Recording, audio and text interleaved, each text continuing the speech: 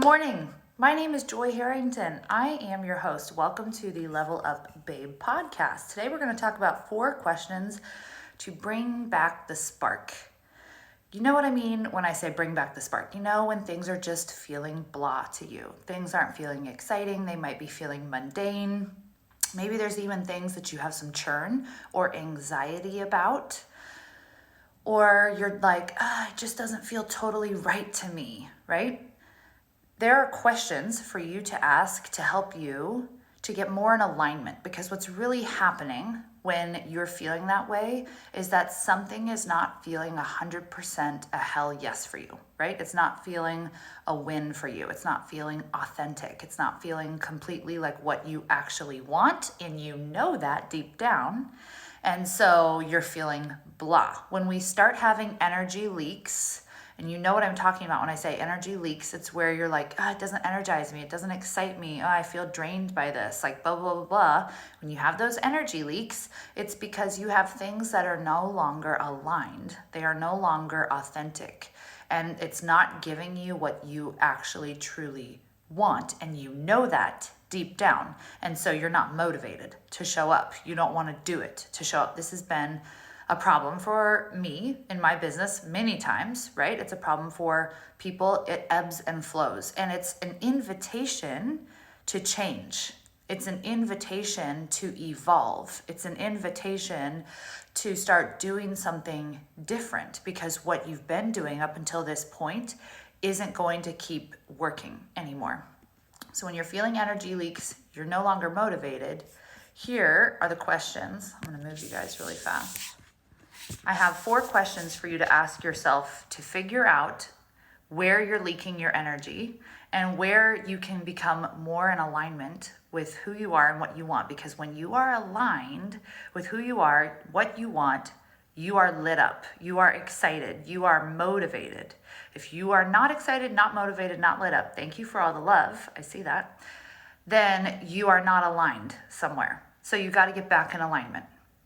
Got to get back in alignment and owning what you actually want and asking for what you actually want. So 4 questions, here we go. Number 1, where am I not following those gut feelings and asking for what I truly want? And I did a live about this yesterday. You can go watch it if you want to, but I did a whole live about how to follow those gut feelings faster. And what I mean by that is we all have these little hits from time to time where it's like, oh, I would really like, or oh man, I wish, or oh, she's doing that, I would love to, right? Like these constant little hits that come and go. And those are all guideposts for us. Those are guideposts for us to figure out what we would like. Good morning, Jamie. They're guideposts to let us know what our desires are. They're guideposts to let us know maybe where we're not getting what we want. So pay attention, slow down, ask yourself, what have been some of those little hits coming through? Or what are some triggers that I've had lately? Because triggers are also guideposts. Triggers show you where you're wanting something different. Triggers show you where you're not happy, where you're not totally authentic or in alignment with yourself. Good morning, Jessica. Thank you for the love. So question number 1, where am I not following these feelings and asking for what I truly want? Where do I not feel 100% about something? It needs to be 100% a hell yes, or you will know it, and you will have energy leaks. And energy leaks cause down days, they cause unmotivation, they cause confusion, lack of clarity, all of the things, right? If it's not a hell yes, it will be an energy leak for you, and you've got to get faster at identifying if it's a hell yes or a F no, is what we call it. Hell yes or a F no. There's no in between. That's number 1. Number 2, how am I making it fun? How am I making it a win for me and fun for me to do? Because we do not have to pick either or. So much of the time we approach our business, we approach relationships, we approach life with thinking that we get one or the other. We get, these things, but it can't also be easy, right? Or we get this, but it can't also really be that good, right? We think we have to sacrifice somewhere along the way. And that's just not true. And you get to choose. And so if you want to make it fun, ask yourself, how can I make this fun? How can I start bringing in more dance to it, or bringing in more energy to it, or taking it to a different setting? I literally told a client 2 weeks ago, I was like, you need to go work somewhere on this in a bougie setting that makes you feel like a queen, where maybe you can sip a glass of champagne while you work on this. And I was like, how would that feel to work in that setting? And she's like, well, that would be amazing. Right, exactly. We don't have to work and make it hard. We don't have to be in a relationship and make it hard, right? How can you make this fun? How are you making it fun and a win? You can use the 2 lists I gave you last week with the questions. What do I want more of? What do I want less of? As your guideposts to knowing if you are giving yourself everything that you want, or if you're sacrificing somewhere, because everything that you do needs to give you less of what you want and more of what you want. It needs to be both. There's no sacrificing here. Number 3, where can I ask for something? Ask for different, ask for change, customize it, tweak it, instead of taking it as a straight order. I think of it as Starbucks. I used to work at Starbucks as a barista. Who was a barista at Starbucks, or who's ever done coffee before? Tell me right now. I would love to see. But when you think about it, we all love our coffee the way we love our coffee, right? And the more you can ask for this pump of this, and your milk, but only heated to this temperature, and a little bit of whipped cream, not the whole whipped cream, and cinnamon sprinkles on top, right? The more you love it, because you're actually asking for what you want. Whereas if they were just pumpkin spice latte, and you didn't tweak it at all, you would secretly know inside, but I don't really want my pumpkin spice latte as a straight pumpkin spice latte. I want only half the whipped cream, and I want only 1 pump of the syrup, and I want, right? And you wouldn't be as happy with it, because you know that you actually want it different. Guess what? The same applies to your business. The same applies to your life. The same applies to any opportunity in front of you. You just have to ask for what you want. You just have to ask for what you want. You can always ask. Always, always, always. I ask for a lot. I ask for a lot. And I don't ask for a lot just from, Starbucks orders, which I do. I ask for a lot from people I do business with, right? I'm like, no, I actually want this and this and this, and I want it at this price, right? And I want that, right? I ask, because if you don't ask, you're not going to get it, and you're going to know deep down that it wasn't really what you wanted. And they can say no, and sometimes they do, or they can say yes. And I get to choose then at that point in time what I'm going to do about that, right? So number 3 is, where can you ask? Use your voice, ask for different, customize it. Number 4, what will I commit to right now to make this feel closer to 100% for me?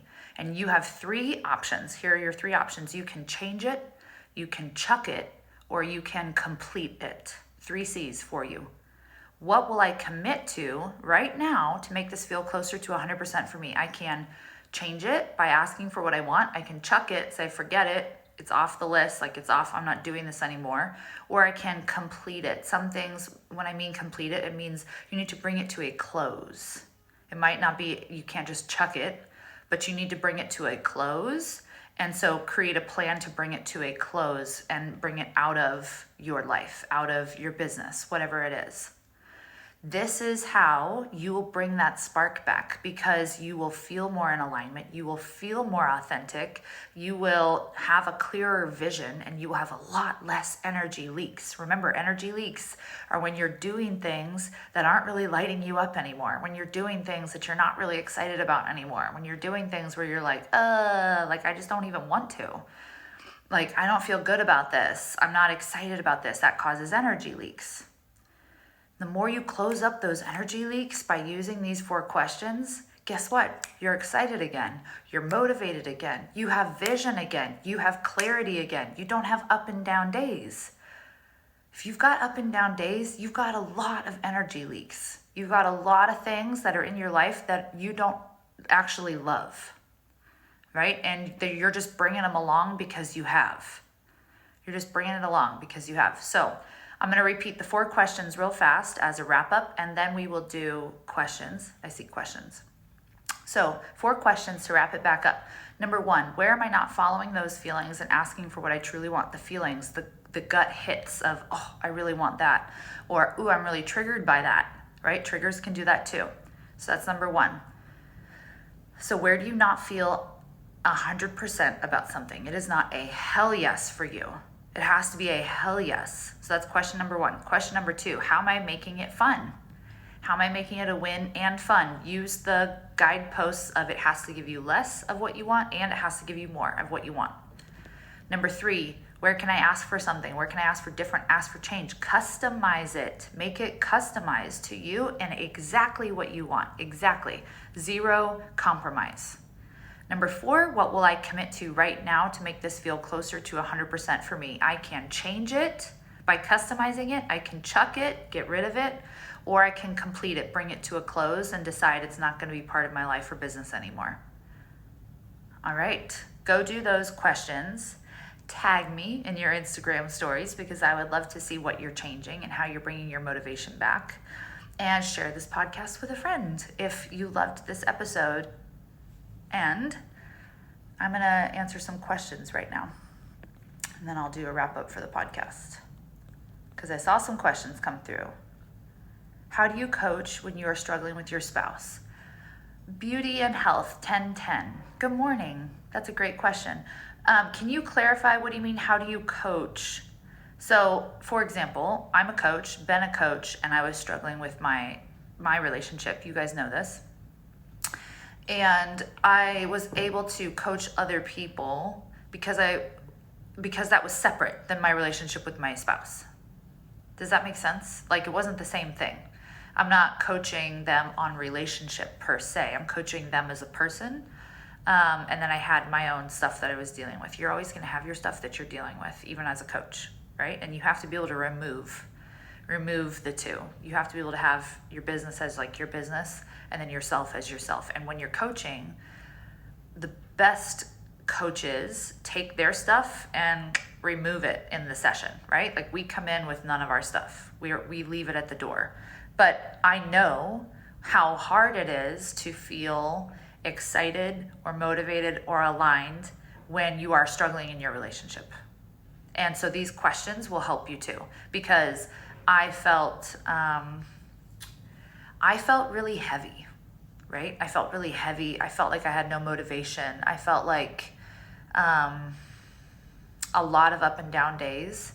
And a lot of that was because I knew I wasn't getting what I wanted in my relationship, right? Like these questions, I knew that I wasn't getting what I wanted and that I was still here. And the more I knew that, the more it weighed on me and the more it was an energy leak. It was a huge energy leak. And guess when it became not an energy leak?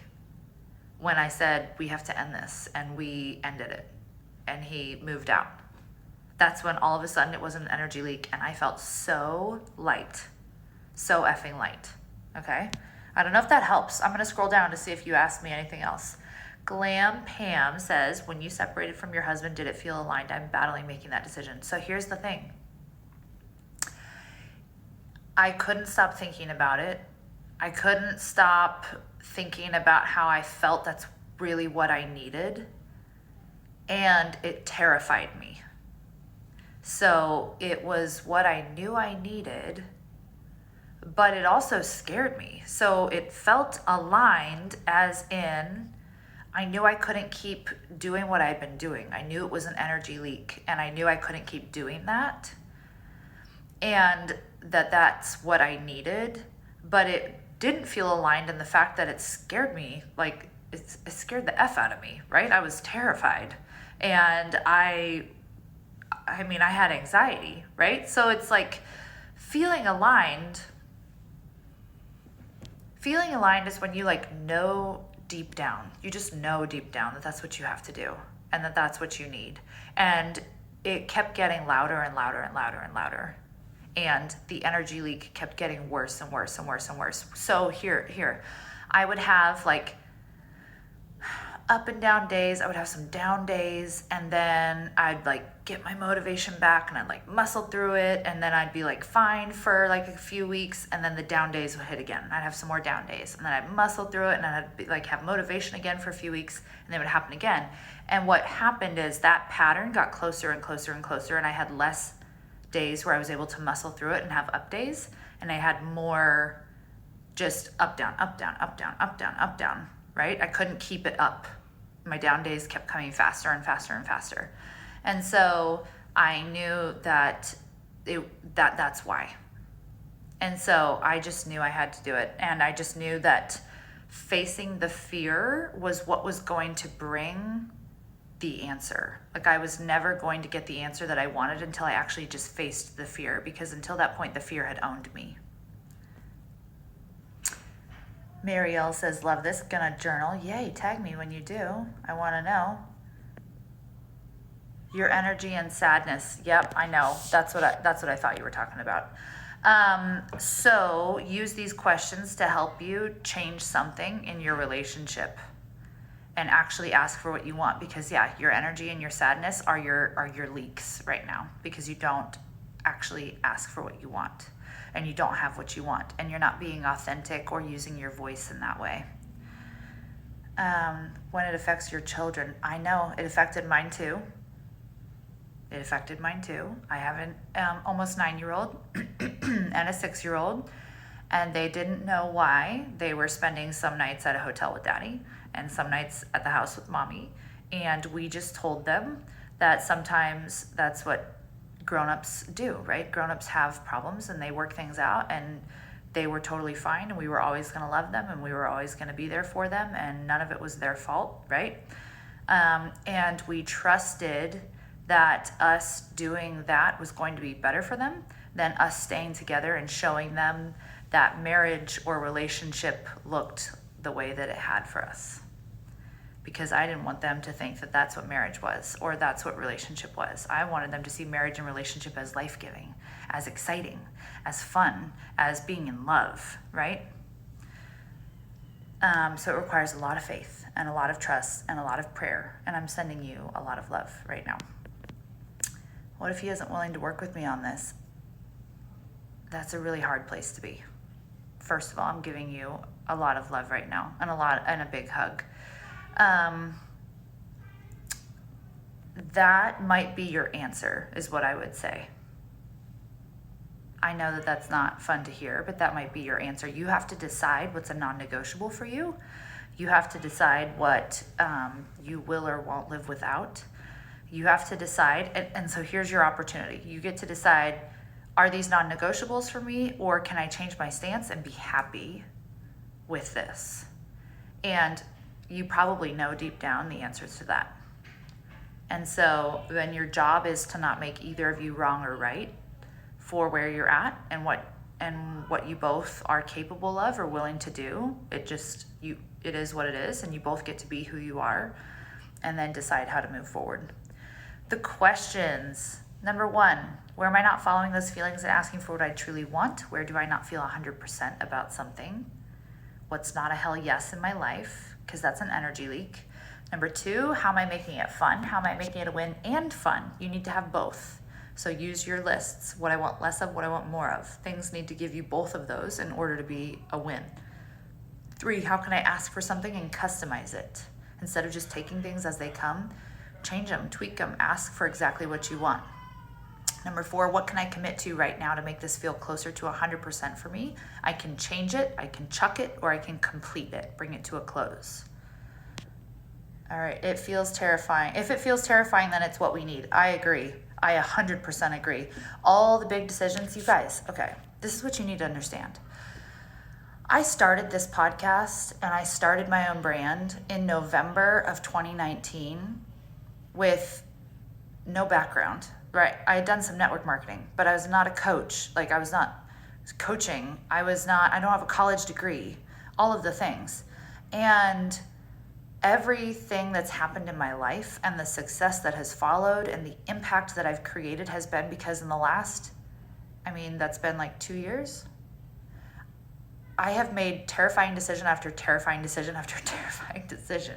Literally went $30,000+ into debt. And then we hired a marriage coach that was almost a 5-figure a month commitment that I decided my business would pay for, even though my business wasn't consistently generating that yet. And then we decided to move when we didn't have the funds to move. And like, it was like terrifying decision after terrifying decision, but I just knew that that was what I needed to do.